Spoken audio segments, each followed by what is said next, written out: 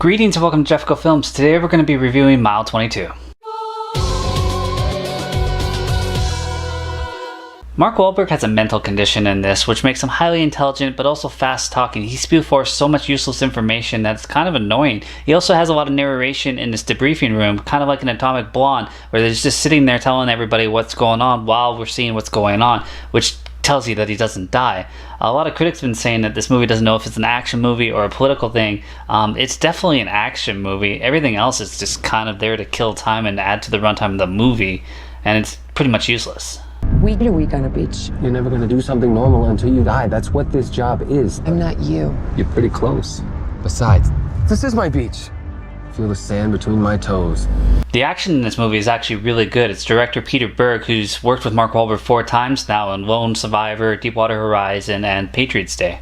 This movie has Lauren Cohan, who's been in Walking Dead, Batman vs. Superman as Bruce Wayne's mother. Martha, why did you say that name?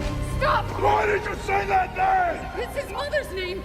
In this, she's an emotional mother who's neglecting her daughter because she's dedicated to the job for some reason, which is, I found, a really big waste of time because it doesn't help her character much at all. And that could be said for a lot of them. I'm really annoyed with the interrogation scene where she's just talking to the guy and she's just like, I'm gonna get a sledgehammer and an ice axe. Like, what are you gonna swing the sledgehammer with one hand? Like, this guy could kick your ass even handcuffed to a table. So this tough girl talk chick was a complete waste of time. Do you think that because I'm a woman, I'm less capable of extreme violence?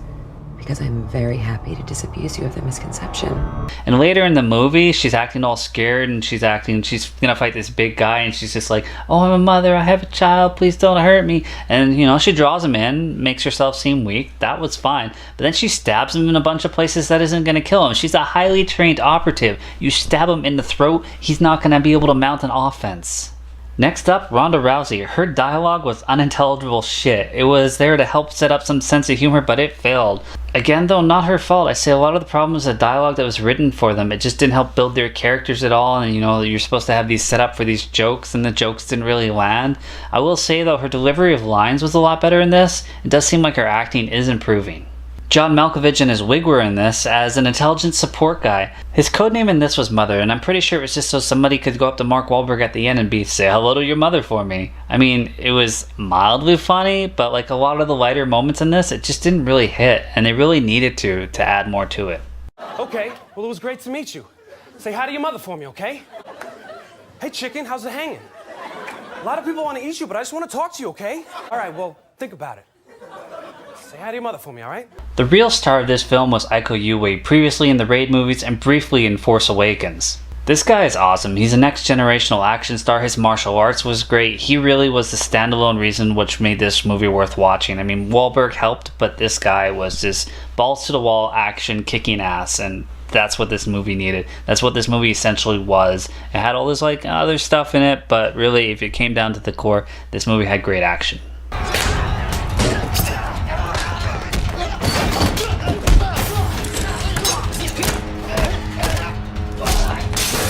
Essentially, they have to get him to a plane 22 miles away so he can give them a code to unlock a device that tells the CIA Overwatch branch where the world's threatening substances are. The Southeast Asian country wants him dead, and Wahlberg even has a nemesis in this, and they kind of build him up pretty good where you're kind of like enjoying this like back and forth they've got, but in the end, all that wasted time they did of narration that was unnecessary, where you know you should really be showing rather than telling, they could have put all that towards building this and actually like have a pass between these two. This movie could have been great. You gonna keep coming to me until you kill us all?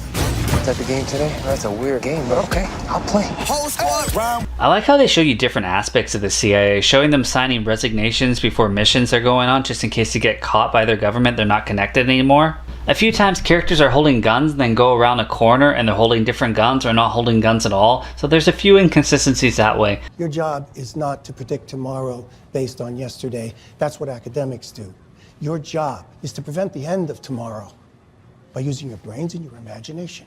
Overall, I really enjoyed the action in this movie, which kind of made up for the bad dialogue and the jokes that didn't land. I don't understand how you don't go over the script one more time, get another writer to pop in there. You're spending so many millions to make this movie. Don't you want it to be great? And here you got a lot of dialogue just kind of falls flat. It seems like it was just kind of written as a side note, and they had this little political agenda going, but like it didn't matter because the only important part of this movie was the action. And it's just like, yeah, we might have a sequel. Well, you're not going to have a sequel because you didn't hit it out of the park with this one. I think as a filmmaker, there's a lot you can learn from this movie, like just tonally and everything. So, you know, I'd give it a watch because I did. And as always, thanks for watching. Requesting Hand of God. Coming down.